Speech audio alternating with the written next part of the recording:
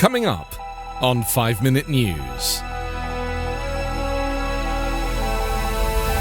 US offers refuge to more Afghans who aided Americans.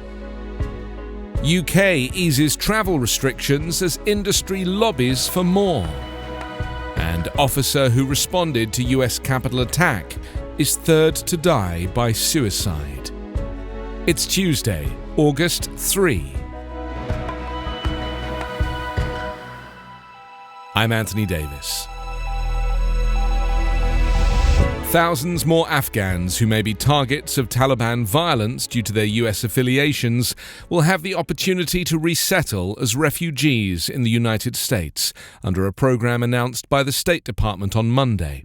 The Priority 2 refugee program covers Afghans who worked for US-funded projects and for US-based non-government bodies and media outlets. The program, which the State Department said could help many thousands of Afghans, comes as fighting surges in Afghanistan ahead of the formal completion of the US troop withdrawal at the end of this month, with the Taliban pushing to capture key provincial capitals. President Joe Biden has faced pressure from lawmakers and advocacy groups to help Afghans at risk of Taliban retaliation because of their association with the United States during the 20-year war. The program applies to Afghans who do not qualify for the special immigration visa program that covers interpreters and others who worked for the US government and their families. About 400 SIV applicants whose visas are in the final stages of processing and family members have arrived in recent days at the start of an evacuation effort dubbed Operation Allies Refuge that could include as many as 50,000 people or more. Those who worked on US-funded projects and Afghans employed by a US-based media organization or NGO are among those eligible for the program. Secretary of State Antony Blinken said the US had an obligation to make sure that we are making good on our commitments to those who in particular put themselves on the line, their families on the line, to help us. Britain opened its borders to fully vaccinated travellers from the US and the European Union on Monday, as travel industry leaders urged the government to further ease restrictions and allow people to enjoy the benefits of a successful COVID-19 inoculation programme. The new rules came into effect amid reports that Prime Minister Boris Johnson's government may add a new category to Britain's traffic light system of travel restrictions, a move industry officials say would make many people decide to stay home. As of Monday, fully vaccinated travellers from destinations on Britain's amber list are allowed to enter the country without self-isolating for up to 10 days. The government is considering creating an amber watch list to warn people about destinations that may be downgraded because of rising infection rates or the emergence of new variants. British Airlines and holiday companies are hoping for a late summer travel boom after the pandemic halted most international travel, slashing profits and threatening thousands of jobs.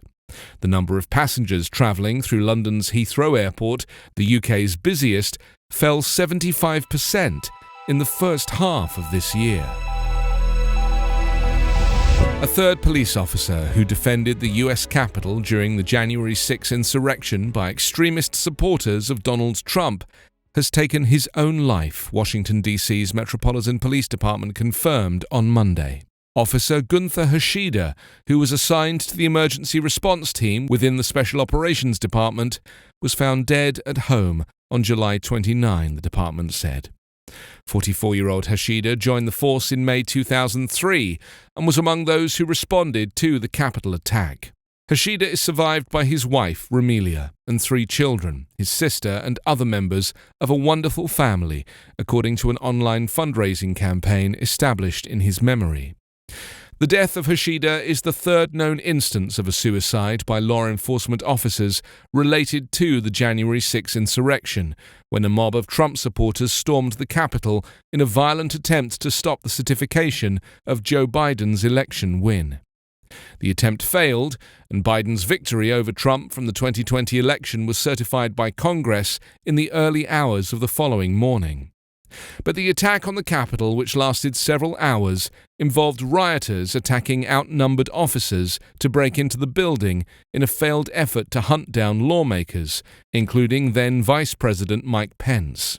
Trump was impeached for an unprecedented second time on the charge of inciting the insurrection, but acquitted in February by the Republican majority Senate.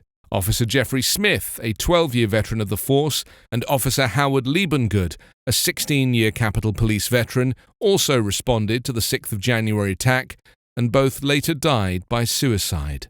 Hashida's death comes a week after officers testified to a House Select Committee about their harrowing experiences defending Congress. You can subscribe to 5-Minute News on YouTube with your preferred podcast app. Ask your smart speaker or enable 5-Minute News as your Amazon Alexa flash briefing skill. Subscribe, rate and review online at 5minute.news. 5-Minute News is an Evergreen Podcast covering politics, inequality, health and climate, delivering independent, unbiased and essential world news daily.